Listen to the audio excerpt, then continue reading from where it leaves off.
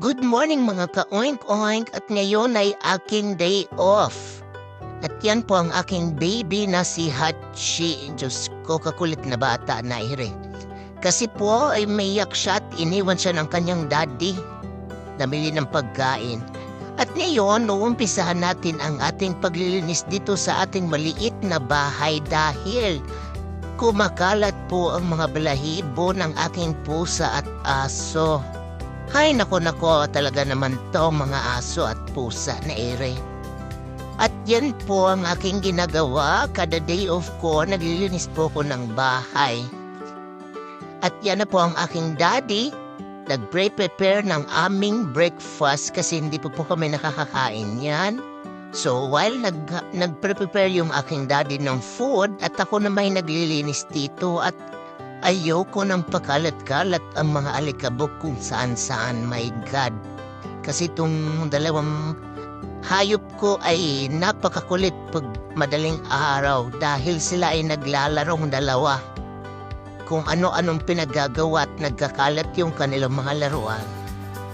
Ayan, at aking daddy ay kumakain na dun sa likod at ako'y hindi pa tapos. Yung dalawang anak niya ay nagsinamok-sinamok dun sa likod niya at nakain din. Ngayon, habang kakain ako ay gusto kong manood ng TV. Balita. Balitang Rapi Tulfo ang ating papanoorin. O, diba? Yan, lumalamon ang aking aso kasama ko dahil ito ay patay gutom naman talaga ere. Kung ano yung kinakain namin, yun din ang kinakain niya. Ay nako, dapat ka na lang naging tao, anak ko. At yan po ang aking daddy. At yan ang pinapanood namin. At ngayon, maghahagwa na tadini ng ating mga nilabhan at ating palitan ng panibago. Tuara, ang panty nag-isampay, nagbitay pa. Ayan po ang aking ginagawa pagkatapos ko pong maglinis.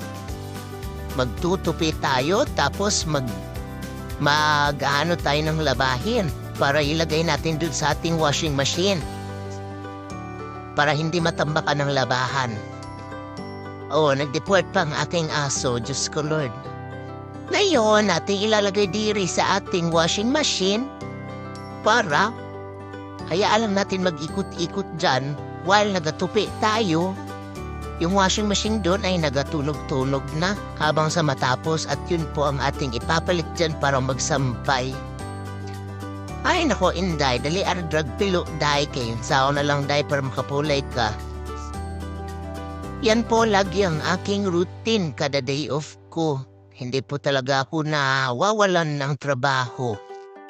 Kasi pag ako'y hindi gumagalaw sa bahay, ang buong araw ko ay tamad na tamad.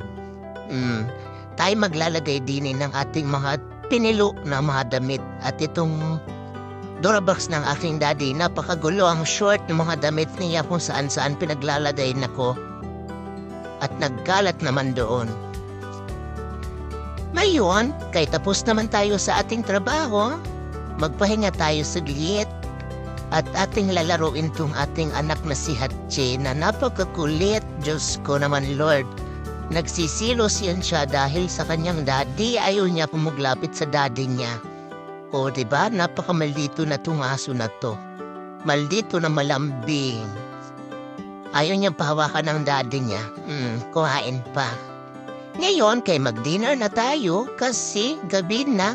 Kalami sa aming pagkain. Meron kaming fried chicken. Ay, hindi pala fried chicken yan. Ano yan siya? Ni-roast na chicken. Tapos may uyap kami na may baboy. Tapos meron din kaming alamang. Na ano ba yung binili ko na yan sa Pinas na yan? Crab face. Kalami jud kaayo ang kaon na ho diyan, no? Tigna jud na dako na kayong aping natin dyan. At itong aking anak ay nagsali-sali din. Nagiatay, nahurot din ako ang alamang. O diba? Alamang na may baboy na luto ng aking nanay. And yan po, habang patapos na kami at itong anak ko'y napagkulit naman. Gusto din kumain.